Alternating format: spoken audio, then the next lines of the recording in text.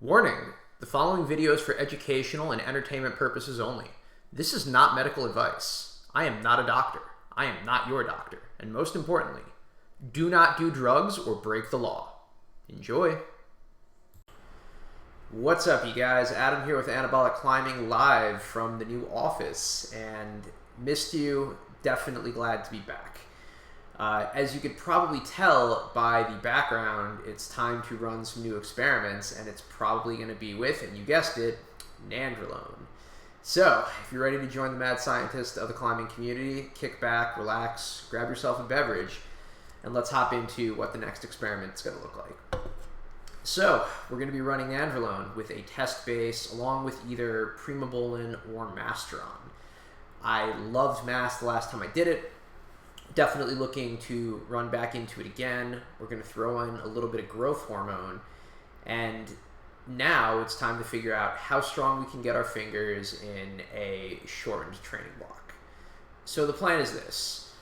Run Nandrolone, GH, and a DHT derivative for the next 6 to 8 weeks. See how strong we can get the fingers, see how strong we can get the legs, and also, and more importantly, evaluate the mental side effects. So, in general, I have very few concerns about running Masteron or Primobolan again. Mentally, I love Masteron. Actually super excited to be able to run it again.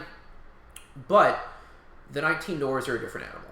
19 Nors are notorious for having some sexual side effects, having some impacts on anxiety, depression, and none of those are things that I'm super stoked about.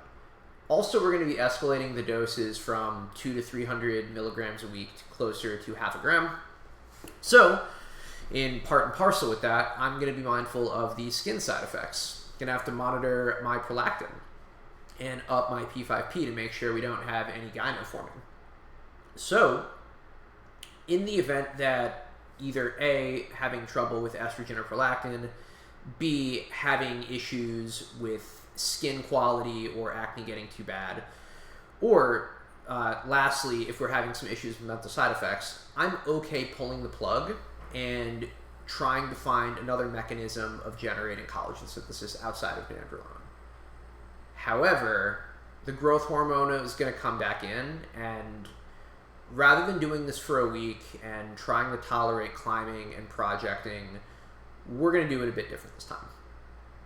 So, as you guys know, it's not uncommon to get some carpal tunnel and water retention with growth hormone. And I have known this, I've experienced it, I have tried pinning growth probably a dozen times, and every single time didn't like it. So what's changed and why? Well, rather than trying to do 2 or 3 IUs before bed and just trying to climb through it and power through it, I'm going to take some time off of projecting, put more emphasis on strength training and block pulls, and really limit the amount of just climbing volume that I'm doing, or at least on hard climbing, and start moving most of that into just some top rope or some volume or something chill that I can still tolerate to keep some of the endurance in my fingers, but nothing so crazy that I feel pain when I'm doing projecting or things like that. The other part is because of the water retention from both the growth hormone and the Nandrolone, I am almost certainly going to have an increase in body weight, which is fine. That's to be expected. So transitioning to more of a volume-based approach as opposed to hard projecting is just going to be safer over the course of this next 8-week duration.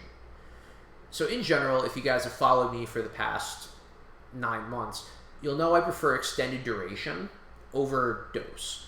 And even though the doses of Nandrolone are pretty low here, there's a reason why I'm opting for a limited exposure this time.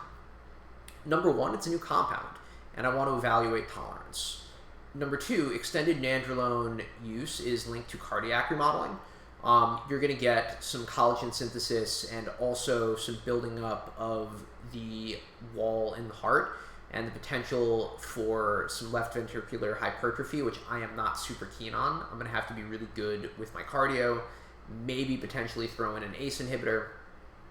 But if I'm running this for 8 weeks, I'm going to figure out, A, if I can tolerate the mental sides, B, if I'm actually getting good changes in collagen synthesis within my fingers, and if I try running this again, I can see the difference with or without the GHK copper that I'll probably add on the next go around.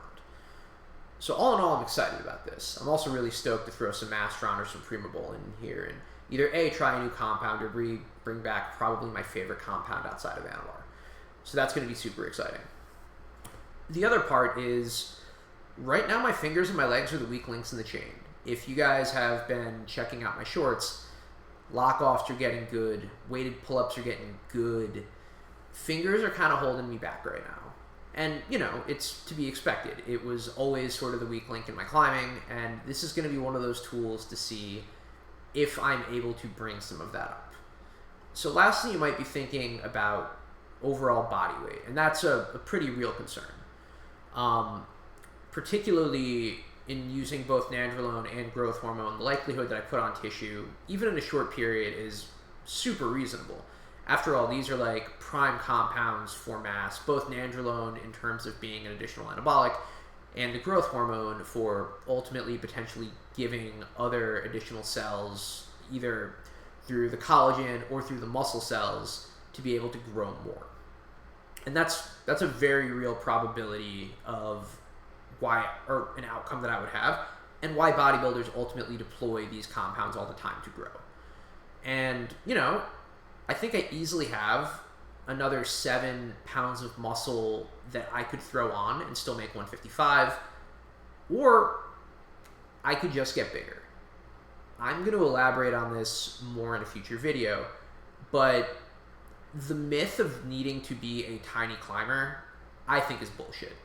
And we have seen so many absolute powerhouse climbers climbing V12, V15, potentially V17 with BMIs that are almost at the 25, that I think that, you know, while Will Bosey and Stefano Gisolfi are incredible climbers and are light as a feather, there are also some absolute powerhouses like Chris Sharma, Kai Leitner, Yves Graval, that are pretty damn jacked for their size and still send the gnar time after time after time. So the short answer is, I'm not afraid of the scale. I'm not afraid to grow, obviously. You know what channel you're on. And I'm looking forward to figuring out, is this another tool for me that I could potentially deploy? And also, if you're anabolically inclined, if this is a tool that you might be able to tolerate for us as a community to bridge the gap when it relates to finger strength. So the last thing I just want to mention about Nandrolone is it's not going to give the finger strength on its own. That's honestly why either the Mastron or the Primobolan and the Anavar are going to come in here. And the reason for that is I like something that helps with the neuromuscular connection, and we're basically using the Nandrolone as a conduit to the collagen synthesis, while we let the other anabolics help with the connection and basically use that to drive the strength, and Nandrolone to drive the recovery. So, on paper, looks like we have ourselves a pretty good cycle. With that said, I am not a doctor. I'm certainly not your doctor, and please do not do drugs.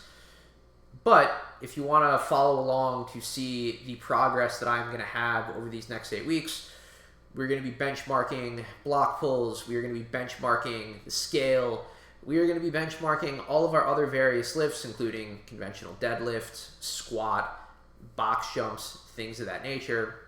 Stick around. It's time for basically first version of us trying to max out collagen synthesis with a compound that is an Anavar.